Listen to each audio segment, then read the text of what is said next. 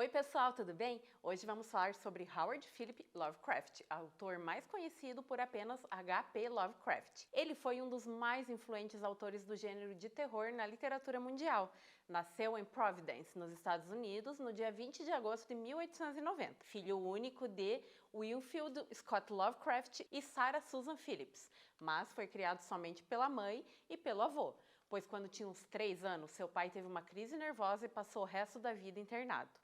Na sua infância, Lovecraft passava grande parte do seu dia na biblioteca do seu avô, já que quase não ia à escola, pois sofria de poiquilotermia, uma doença que faz com que a pele fique constantemente gelada. Foi nessa biblioteca que ele desenvolveu um amor pela leitura. O seu avô, Whipple Van Buren Phillips, era um homem rico que pagou por todos os seus estudos, incentivando seu gosto pela leitura e responsável por apresentar Lovecraft à literatura de terror, incluindo o trabalho de Edgar Allan Poe, de quem já falamos aqui no canal. Confere lá o vídeo, e Edward Plunkett, quem o autor admitiu se inspirar. Quando seu avô morreu em 1904, a família teve que se mudar para uma casa menor e precária, o que prejudicou a saúde de Lovecraft, que em 1908 sofreu um colapso nervoso. Esse fato impediu ele de terminar o ensino médio, por isso não teve como cursar uma faculdade. Quando jovem, amava a poesia mais do que qualquer outro gênero literário, recitava e escrevia seus próprios poemas desde os 6 anos de idade. Ele começou a escrever no gênero de terror com 27 anos, para sobreviver, considerando que seus textos não eram tão populares devido a certos arcaísmos do vocabulário. Lovecraft também fazia revisões e atuava como ghostwriting de textos assinados por outros. Seu primeiro trabalho profissional foi o conto Dagon, que foi publicado quando ele tinha 33 anos de idade pela revista Weird Tales, na qual trabalhou por algum tempo. Também atuou como jornalista, período que conheceu a sua esposa Sonia Green.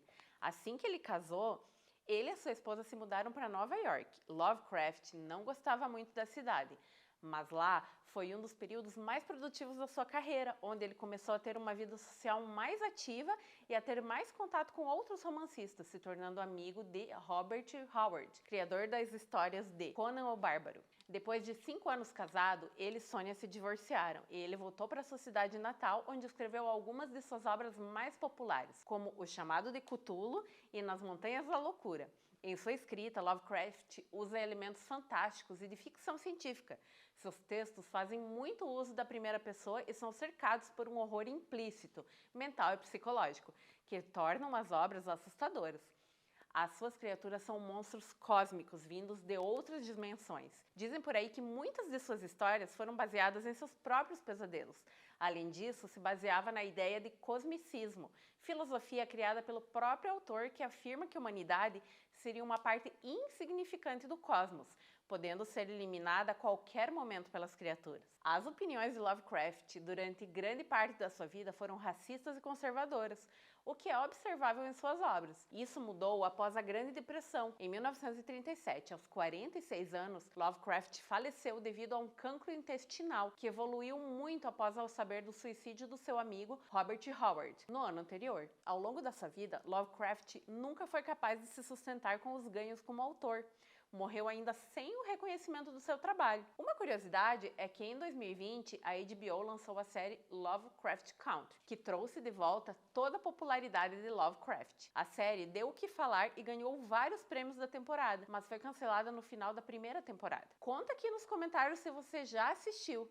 Agora escuta o que o Guilherme tem a falar sobre isso. Mas a série não é baseada em suas obras, ela é baseada num outro livro que esse sim tem alguns elementos que trazem do próprio Lovecraft, que é a questão dos monstros cósmicos e essa parte fantástica e também a veia racista do escritor. Na série discute ainda assim de uma forma um pouquinho diferente essa parte racista, sabe? Que o Lovecraft ele é muito incisivo assim nas questões raciais, na natureza dele, sabe? Então na série trata assim mais do outro lado da moeda, sabe? Então ele é sempre traz a minoria como o problema, como a parte ruim das suas histórias, sabe? Então é bem nessa pegada assim. Já a série ela é um pouquinho invertida porque mostra assim que essa minoria está sendo afetada e sofrendo sobre fatos racistas, situações contra a natureza deles, de pobres, negros, estrangeiros, e com relação aos brancos, bonitos, perfeitos, ricos. Então tem toda essa pegada, envolve bastante polícia também e tudo. E agora, em 2023, saiu uma animação da Warner Animated, séries da DC, que é do Batman. É The Doom That Came to Gotham, o apocalipse que veio a Gotham. E ele é baseado nas histórias, também no mesmo sentido. Não é baseado nas histórias de Lovecraft, mas também é baseado nos elementos, principalmente na parte do monstro, sabe?